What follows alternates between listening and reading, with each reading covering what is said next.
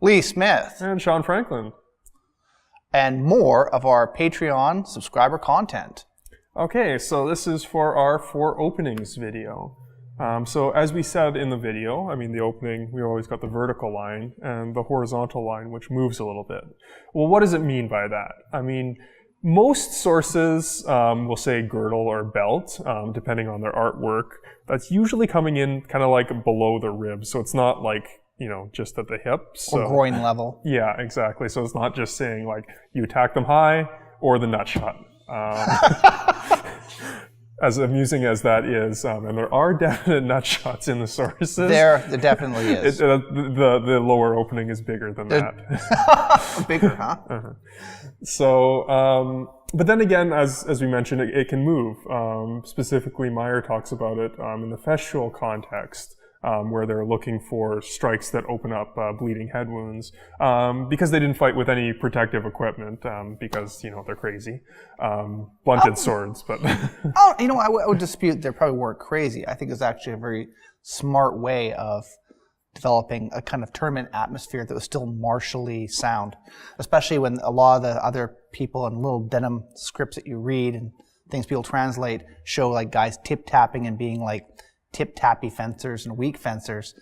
There's nothing weak about getting struck in the head and cut open. Like, it's pretty badass.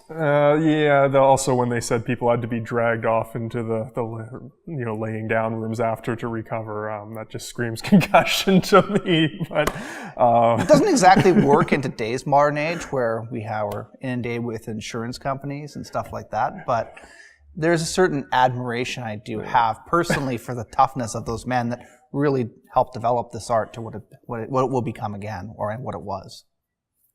Toughness, I admire. Longevity of career, I'll leave it up to that. But gotta get good. Yeah, get good. Get good. So we see the division is actually very high. And what Meyer says about this is basically, you're going for this head wound, so, all the target areas have moved up, therefore, the attacking lines have changed, and the 4 openings division is basically centered over the head. He says, some people may think this is stupid, but, if you start thinking this way, it opens up your fencing and makes it easier to understand. I'm not going to lie, just from my personal experience and working on my own fencing, like while I'm sparring, I limit my shots. Lately, I've been limiting my shots mostly to head targets, like Meyer discusses, and it's just bettered my fencing all across the board. I can still throw a low leg shot or whatever I normally do. That being said, this just has sharpened my game. It's made me really attentive to my defense and made me think about how to use my false edge and true edge. True edge and false edge. Total screw up there. Without thinking about it, I just do it now, which has really boosted my level of fighting. As you'll see in the previous videos where you see us fighting 2 people, if you can't transition between different openings and your strong edge and your long edge. So long edge, short edge, really important, and the transition between them to make those 4 openings work. Absolutely, and we keep harping on Meyer here because he's the one who actually wrote the most about it.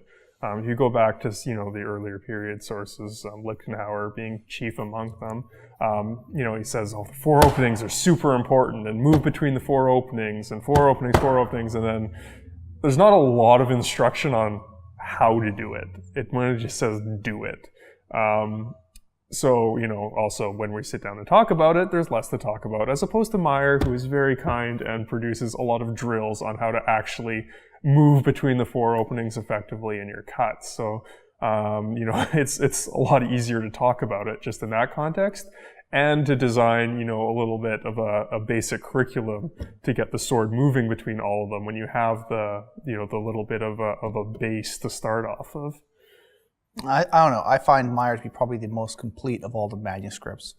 I think reading the other manuscripts along with Meyer is extremely important, especially when doing interpretations, but the level of conceptual knowledge imparted to us from this one book is incredible.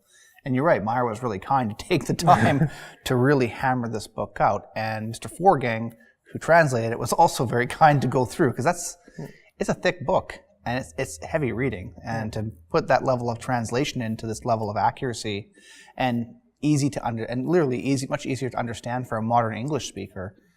I mean, it's pretty much a HEMA masterpiece. So one thing also when you're talking about four openings, and that really gets brought up is feints. How can you use them? Which, the unfortunate literal translation is usually failure for a feint, which can kind of be amusing. You know what? I think it can be accurate. If you fail at the failure, you're going to feel it. Yeah, exactly.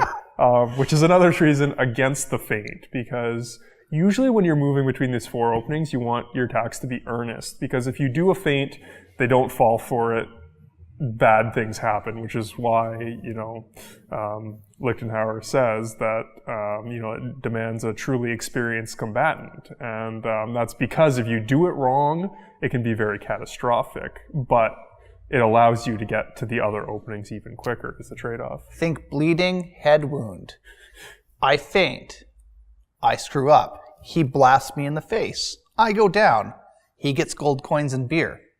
I get to go lay down. Good for me, but really not in my best interest.